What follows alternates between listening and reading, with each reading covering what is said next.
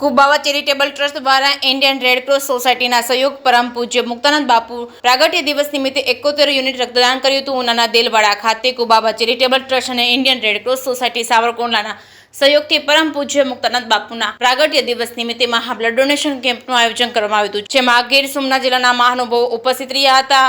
આ યુગમાં કુબાવા charitable trust દ્વારા ભૂખ્ય અને ભોજન અને વિકલાંગોની વિવિધ પ્રવૃત્તિઓ, વૃદ્ધોને રહેવાની સગવડ તેમજ માનસિક કે અપંગ લોકોની સારવાર તેમજ નેત્ર નિદાન કેમ્પ, બાળકો માટે શૈક્ષણિક કાર્ય જેવી વિવિધ પ્રવૃત્તિઓ વિના મૂલ્યે કરાય છે. જે કેસની ગુજરાતી સાથે કાળુ આહિર દેવ.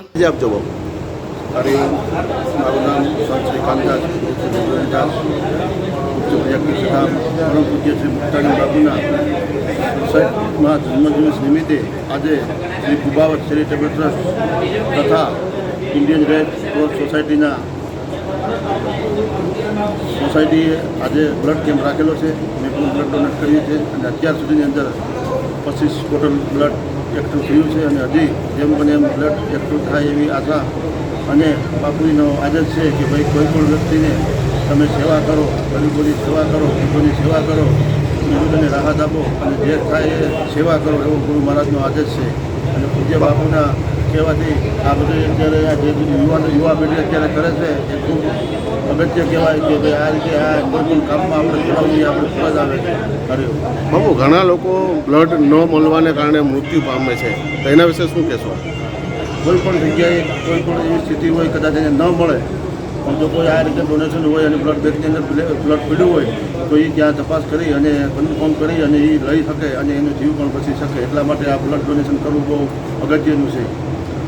આજના યુવાનોને શું કહેશો બ્લડ ડોનેશન? આજના યુવાને એ જ કે ભાઈ જેમ બને એમ અત્યારે આ સમય પ્રમાણે, આ યુગ પ્રમાણે તમે બધા જોડાવામાં અને હાથથી હાથ મિલાવી, ખંભાથી ખંભા મિલાવી અને આ રીતે જે કોઈ પણ કાર્યક્રમ હોય એમાં સાથ સહકાર અને સપોર્ટ આપો.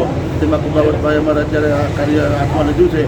એને અમે ખૂબ બિરદાવીએ છીએ કે ભાઈ તમે સદાય આવી પ્રગતિ કરો અને સદાય આવું સત્કાર્ય કરો, અમે તમારી સાથે છીએ. હાલમાં ભારત પાકિસ્તાનની લડાઈના જે સંભાવના છે કે થઈ હતી, બરાબર, એમાં પણ બ્લડની જરૂર પડે તો આવનારા દેશોમાં એના વિશે કંઈ કરવાનું? એમાં કદાચ એવી જરૂર પડશે ને કદાચ જો કોઈ મોદી સાહેબ હુકમ કરશે તો અમે સાધુ સંતો થઈ અમે ત્યાં વહી જાવ. હવે બોર્ડર ઉપર પણ જવા તૈયાર થઈ. દેશ હંમેશા દેશને વફાદાર અને દેશની નિષ્ઠાથી કામ કરીએ એવી રીતે અમારે જીવન જીવવું છે કે અમે બધા હિન્દુ છીએ, એ રીતે સંગઠિત છે, એ રીતે અમારે રહેવું છે. મારું નામ હરકિશનાઈ કુબાવત છે. હું કુબાવત ચેરિટેબલ ટ્રસ્ટનો પ્રમુખ છું. આજ કુબાવત ચેરિટેબલ ટ્રસ્ટ અને ઇન્ડિયન રેડ ક્રોસ સોસાયટીના સહયોગથી પરમ પૂજ્ય મુક્તાનંદ બાપુના 66માં પ્રાગટ્ય દિવસ નિમિત્તે રક્તદાન શિબિરનું આયોજન કરેલું છે.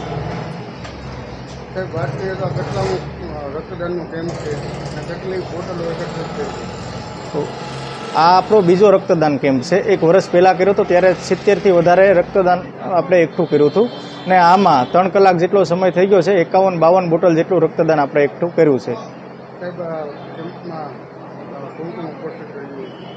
આ કેમ્પમાં ઉપપ્રમુખ, તાલુકા ભાજપા પ્રમુખ, પીઆઈ રાણા સાહેબ વગેરે મહાનુભાવો ઉપસ્થિત રહ્યા છે. બ્લડ દેવાથી શું ફાયદા થાય છે અને લોકોને શું મેસેજ આપવા?